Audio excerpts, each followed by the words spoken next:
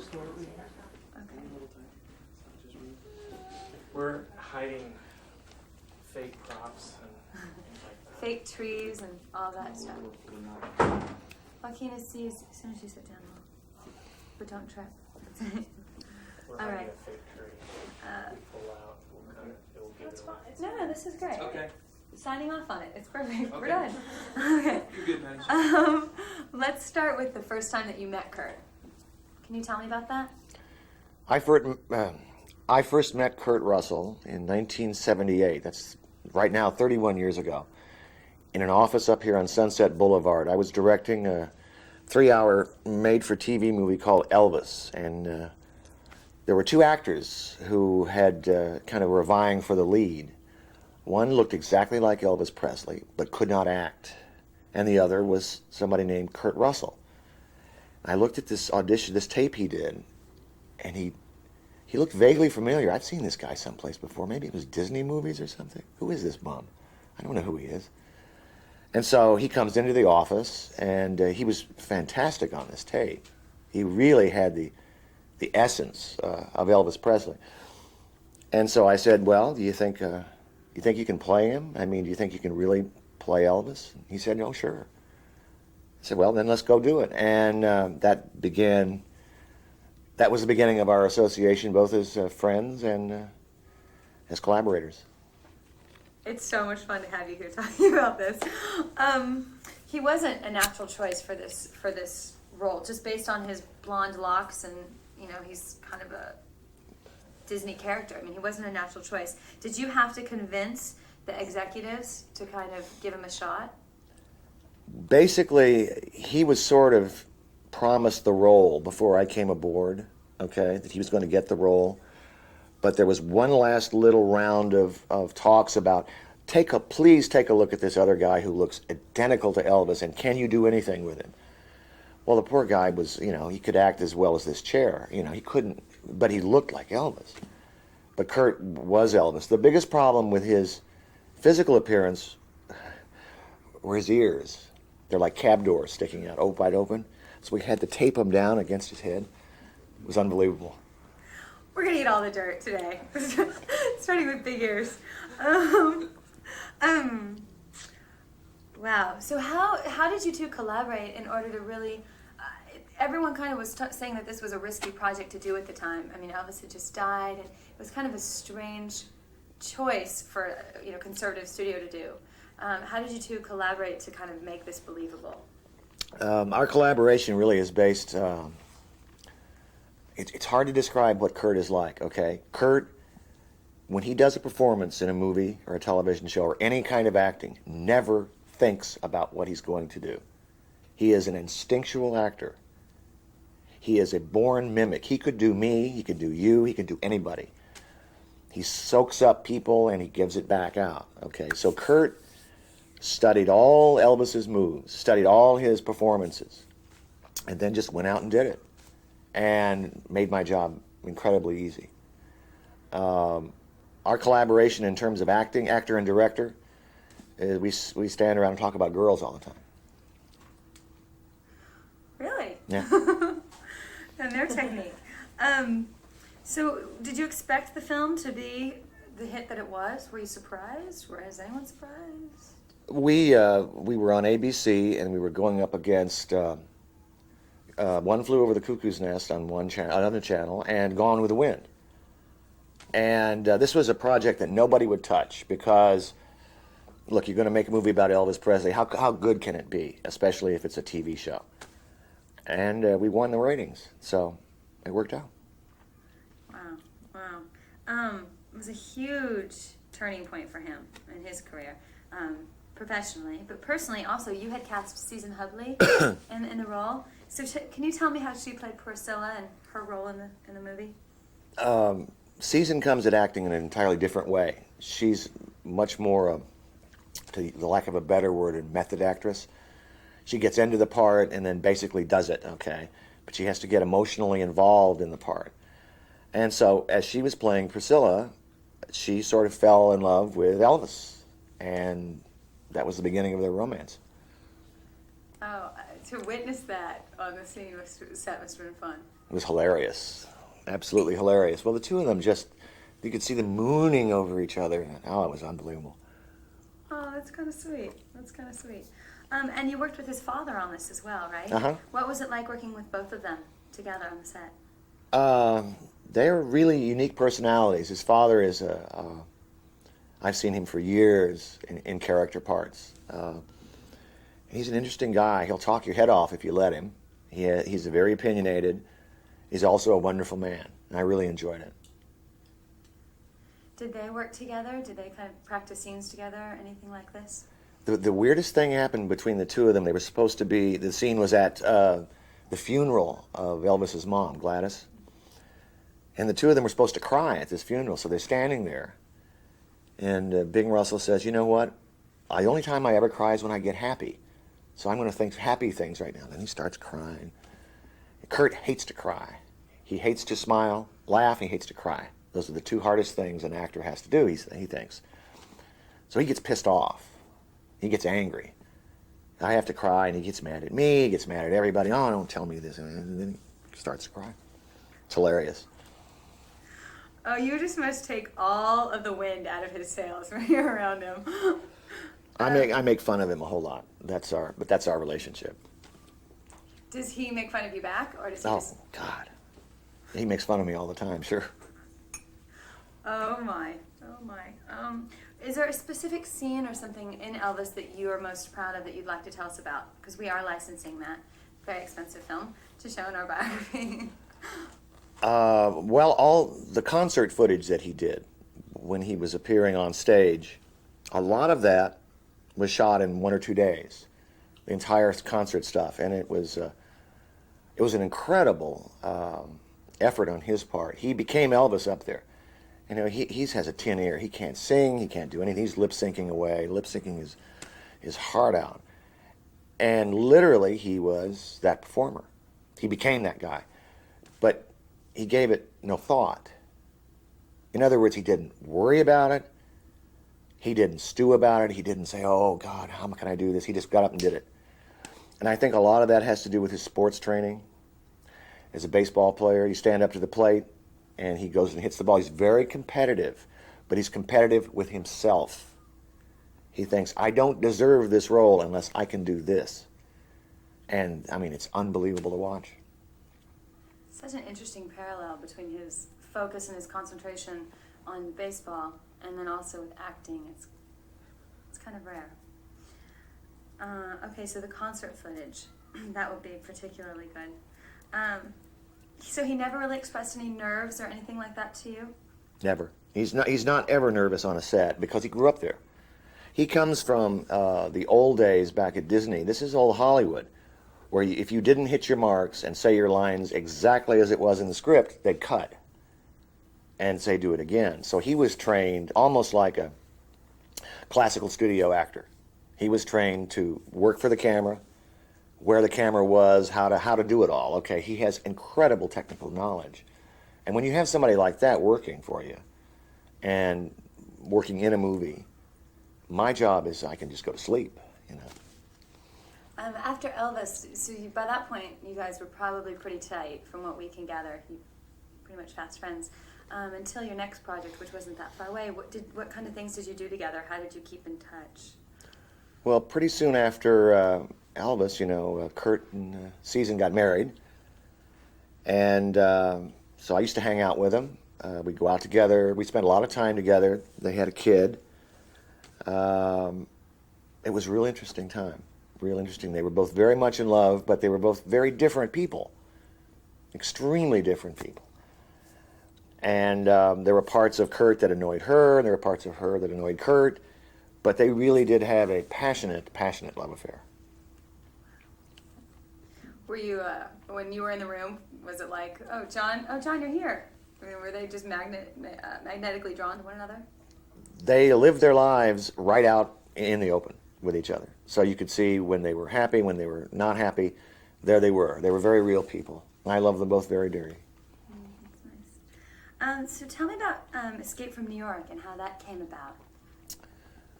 Well, I was going to make Escape from New York, and there's an action hero in there, and I forget how it came about that Kurt had mentioned to me that what he wanted to do was a part where he's not nice, where he doesn't care about anybody, where he is almost a bad guy.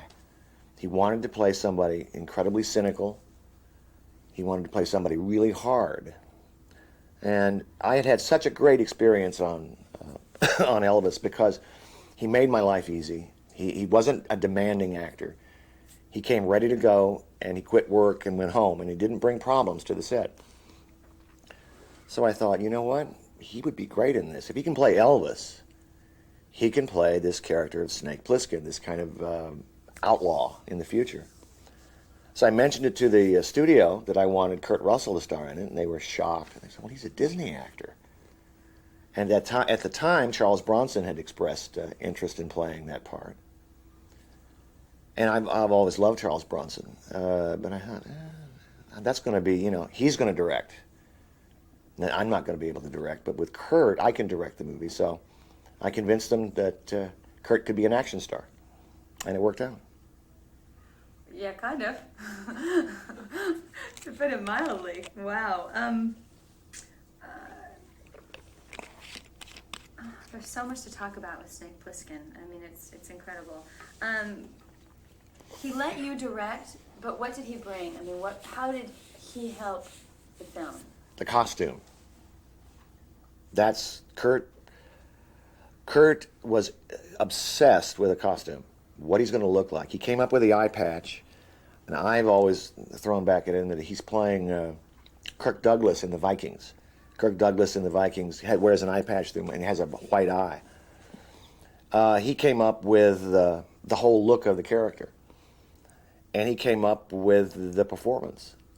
Again, when you work with Kurt, by the time you're rolling on the very first day, he knows exactly what he's going to do. He'll come up to me sometimes after a take. He says, I can do that a little better. Can I have one? Oh, sure, let's go. As opposed to actors sometimes who say, I want another one. Kurt asks first. Okay. He will discuss whether he's not done something right. But those discussions, maybe I've had 2 or 3 of them in our collaborations, he's always right. He's always perfect. So he was Plissken. The big thing about that role was that Kurt is not a tall guy. So I had to shoot to make him look taller than he was. But that's just putting the camera down low. Wow. What was the atmosphere on the set? I mean, it's such a dark film, and what was... Every time you're making either a horror movie or a dark, futuristic film, it's the most fun you can ever have. The worst experiences in making movies are usually dramas or comedies. They're horrible because everybody's so obsessed with it. But everybody has fun. We were in St. Louis in the summertime. It was 100 degrees at night. We were in a burned out section of town that they let us shut down and use. And it was exhausting. We had a very low budget. We had a very short shooting schedule. But we pulled together and made it work. That kind of leads into Kurt's professionalism. What did you find, being that by this time he'd worked for 20 years? I mean, he wasn't new to this. Did that help you as a director at all? Kurt's the consummate professional, I would say, of the people that I've worked with. I've worked with some other great actors. But in terms of cinema knowledge of what the camera does, where the camera is, and what he's doing at all times, Kurt is, I think, the best. He is aware of everything that's happening around him. He's aware of what you're doing as a director, and he doesn't have to ask. He can see from the shots that I set up and the things that I'm doing. He can tell exactly what's going to come on the screen. So it's a joy to work with him. We've got some angry dogs. How are you doing on that, Damon? Audio's pretty isolated. It's just such loud dogs. It's almost a little strange. I'd love to talk about some of the stunts he had to do in the peripheral vision at the eye patch. Do you remember any particularly difficult situations? Well, he struggled with that eye patch throughout the entire film, but one of them, for the long shots, you could see through because it's very dangerous. The most dangerous stunts that we did were in the second picture, Escape from L.A. That was basically we remade the first film but made it bigger and I think better. he had to ride that motorcycle, okay, and do all these stunts. And when you have one eye closed like this, you're in deep trouble. So we had to, for the wide shots, allow him an eye patch you could see right through. And for the close-ups, we'd switch eye patches to one that was solid. The fight sequences, that's also a tough part for him because he can't see the distance between the other actors. So if he's going to swing a punch, he can't tell how close it is to him. But luckily, we had no problems. Yeah, I'm sure he was kicking himself about, it was my idea that I found. Any other particular anecdotes or stories you remember about about making of the film before it becomes this huge hit, just the raw making of it? I know a lot of anecdotes that I can't tell you. Excuse me. Any that are G-rated or PG-13? None of them. Wow, that's even better. Okay. So the film comes out, it's a huge hit, and especially with a certain cult audience. Were you prepared for that kind of success? Whatever comes, you make a movie and sometimes it works and sometimes it doesn't. I've had my share of both. So, you have to keep your equilibrium. But it was great. That picture was great because it put Kurt into a new place, okay? Into a place that he got to play certain kinds of characters that ordinarily people wouldn't think of him as. They wouldn't think of Kurt Russell playing a tough guy. He can play anything. I've always maintained Kurt can play the phone book. He can find a way to play it. He can play the yellow pages. He will find something as an actor to play almost anything you give him. Good at charades, I bet. Be fun playing charades with him. It's funny and it's kind of ironic that Kurt does become this kind of cult idol or cult figure as Snake, and yet the more I'm learning about him, the more it seems like he would just shun that kind of appreciation. Or did you witness any of that? How did he handle his rise? Kurt is a complicated person like all of us, He loves acting. He always has. I think he loves baseball more. At least he claims he does. He will, on the one hand, put down the trappings of Hollywood and success. He will say, I don't want to work anymore. I want to retire. I want to get out of it. But once he's doing it again, you can see the love comes back. It is rekindled in him. He's a basic kind of guy. In some ways, Kurt's a real blue-collar guy, which is what I relate to because I am too. He came from a, working family. He came from a family of actors. He was a working guy, and his ethic is, let's go to work, let's get it done, let's go home. And that's my kind of guy. And elaborating on that thought, I found from what I've read and from other interviews, he's very much a family man. And family has its place as equally high, if not higher than work. Has that been your experience of him? But I know him so well. Yes, he's very dedicated to family. He's very dedicated to his children, to Goldie, to his life. And yet there's a part of him that's going to always be an enigma. And to think that you figured Kurt Russell out is to misjudge the man. He's much more complicated than we give him credit for. Oh, that's beautiful. That'll be our title, The Enigma. The baseball enigma. There's some kind of baseball theme running through this whole thing. This is a little inside joke. Skipping forward to Big Trouble in Little China. Can you talk about how he approached this role, which was kind of different?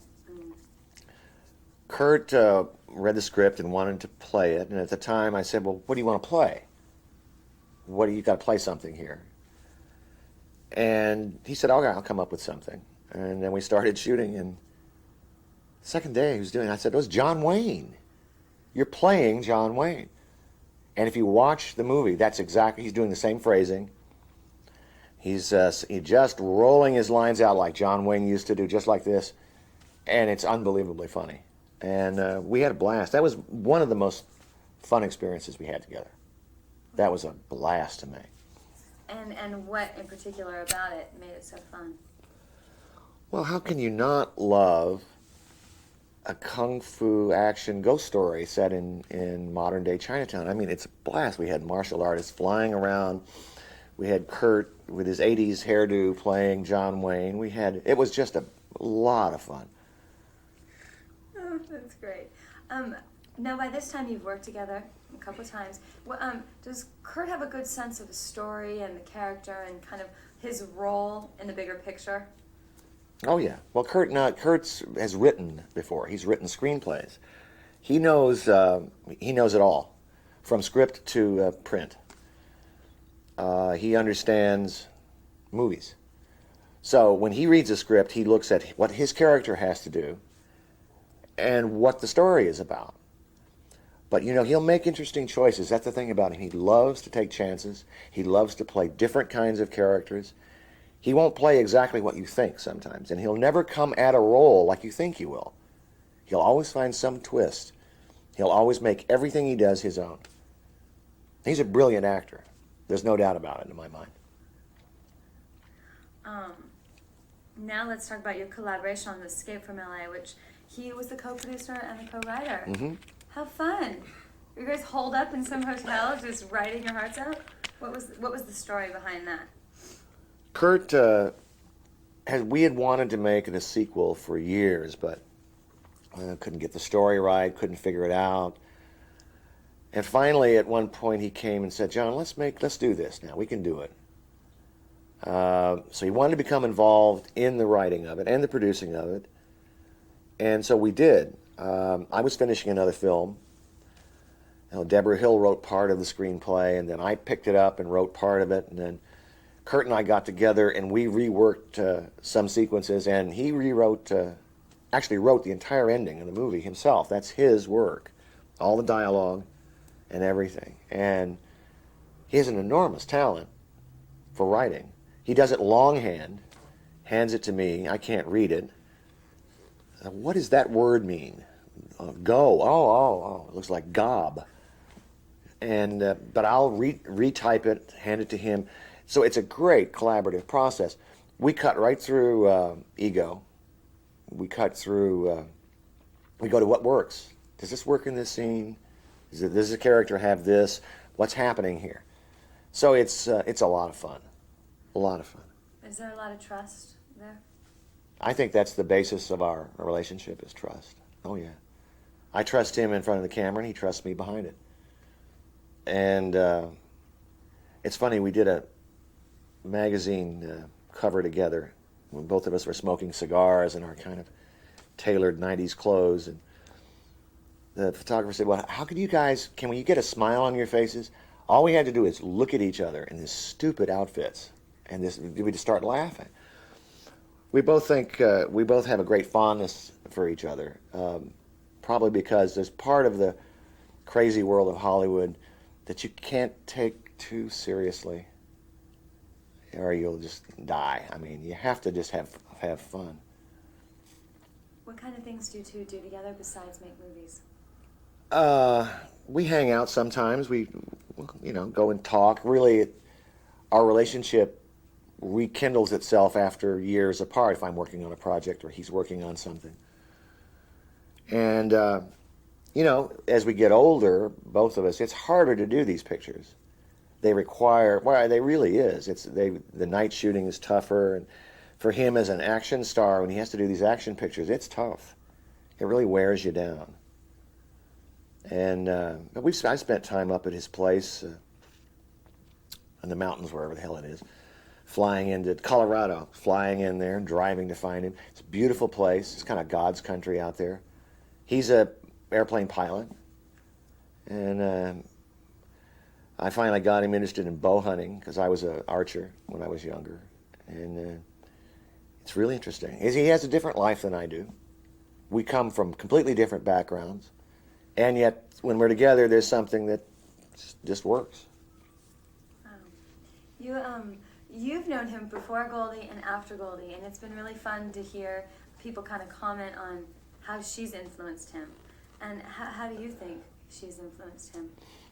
Well, they fell in love again immediately with each other, and they've been inseparable ever since. He truly truly loves this woman and protects her and cares for her. And it's extraordinary to watch. What do you think are his basic fundamental strengths as an actor besides his? I mean, you really covered his knowledge of kind of the cameras and the lights and all of that really well. What kind of honesty or do you think he brings to a role that is his strength? Kurt, as an actor, Kurt brings only one thing to the party, and that's instinct. He is an instinctual actor, as opposed to some actors will get a script, they'll work out the lines, they'll think it through ahead of time. Kurt comes and does it. So he's more like an improvisational musician or a painter. He is doing what his heart says. He is instinctual. And you can't analyze it or explain it. That's what I've learned about it. There it is, okay, that's him. And to try to change that, to say, don't do that, you're not going to get the best of Kurt. You have to go and let Kurt be his instinctual, brilliant self. And that's what gets you the performances. How do you think, I mean, he's been in this business since he was like 9 years old. How do you think he's maintained sort of sanity? I mean, it's kind of a similarity with Ron Howard. It's like, didn't get kind of caught up in all the madness of all of Hollywood.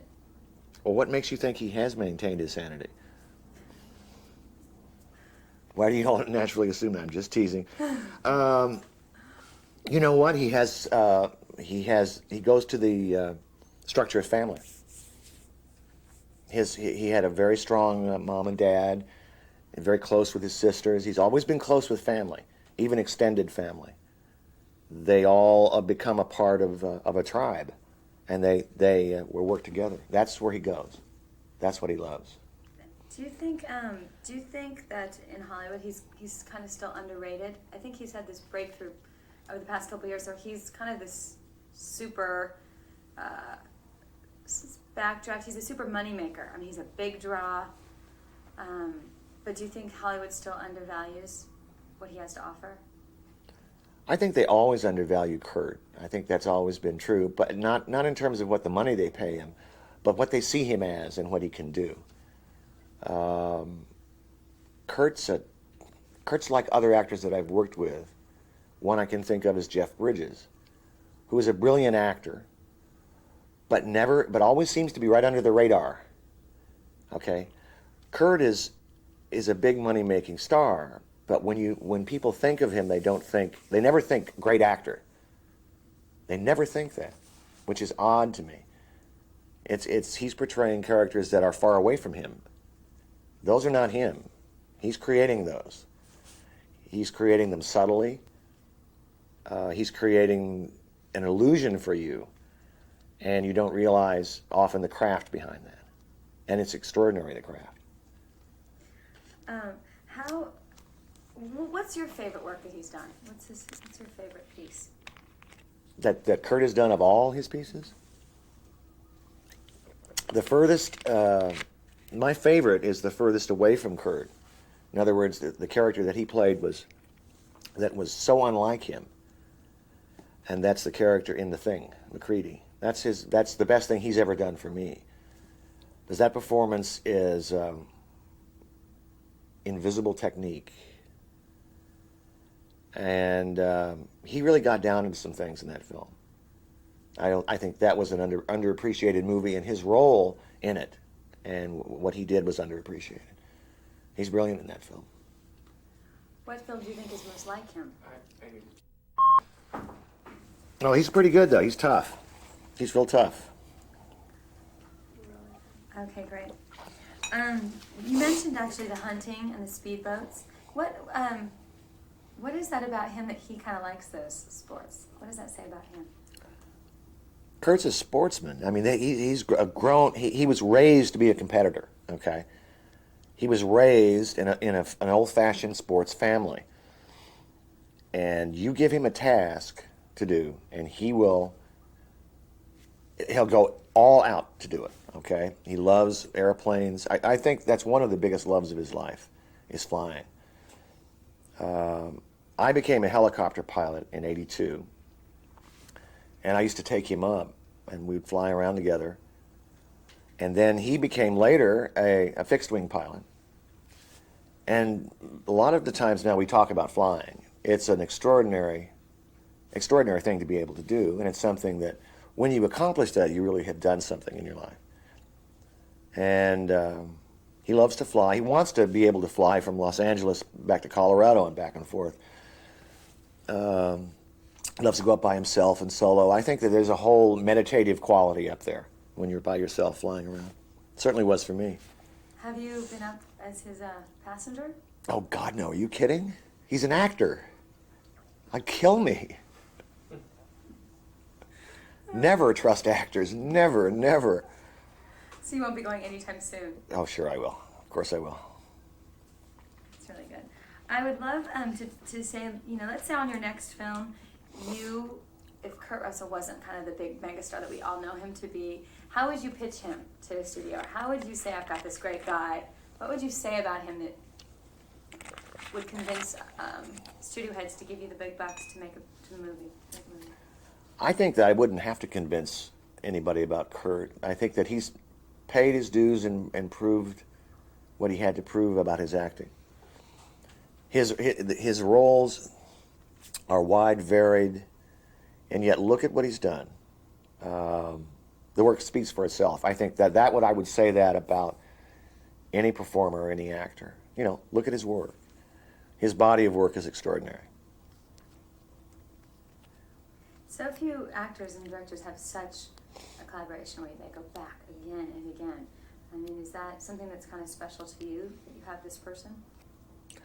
We made a deal back on Elvis. We both said, look, this is great working together. It's a real great team, but let's base everything on the material. If the material works for both of us, okay, we can do it. But, if you're not sure about something and I'm not sure about something, don't do it. No hard feelings. That's what it's all about. It's about the script. It's about the story. It's about what can we do with this. Putting it on that kind of a basis makes it real easy. If I read something that I think he would be good in, I'd go to him. You see what I'm getting at? But to read something and not see him, I wouldn't bother, because he wouldn't want to do it. Right. Is there anything that you would like to ask that you think we missed? No, just when you were talking about roles, like, are there any, as you say, he's played such a wide range. Does he look for certain roles, or how does he decide what roles to take? You never know what Kurt's going to do. He's liable to do Captain Ron. He's liable to do Elvis, or he's liable to do a very low-key, dramatic part.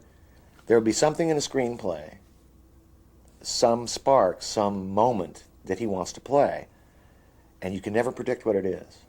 That's what's so great about Kurt. He has a mystery at his center, and his choices are mysterious sometimes. And you say, why play that particular part? He was offered the lead in a film, didn't want to do it, wanted to do the second lead. He said, that's the character I can play. That's the person. There's something about this person that I know, I love, I like, I want to find out about. That's the thing about Kurt. And once you have his commitment, you got it. You know that he's going to find something on that page in that character that he wants to play. Do you think he's proud of being an actor? I think Kurt has mixed feelings, yes and no. The profession of acting, I think he would tell you it's no big deal, but I think someplace inside of him, in some very deep place in his heart, yeah, it's his life. Acting is his life. There's some kind of neat parallel that I see there between that kind of sports guy who doesn't tout his own horn too much, but who is like a killer player on the field. Mm-hmm. It's that kind of same. Is there anything about the films that you wanted to ask in particular, Josh? No? Okay. Can I leave? No. Is there anything that you came today like dying to say, I have to say this? Anything? Not that I can say while that camera's running. Well, then turn on the camera so we can talk. Let's do 30 seconds of room tone if you don't mind. Got it. Thanks for being here. This was great.